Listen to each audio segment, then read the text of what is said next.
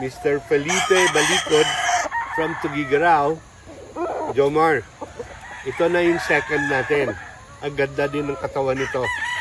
Balansyadong manok to. Pwede talagang gawin brood stag. He say about 10, 11, or 12 months, I think, na more or less. Within that range lang siya. Bata pa. Tingnan mo siya. George Wood po ito, Jomar. Original po na George Wood to. Very authentic na round head, no? Tingnan niyo siya. There he is. Ang ganda ng tayo niya. Jomar. Hindi ka mapapahiya nito. So, Jomar, itong brood bull stag, his leg band number is 438. 438.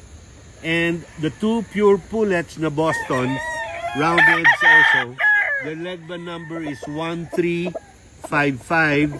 and 1104. Ito ang second trio na ipapadala ko sa iyo within the week.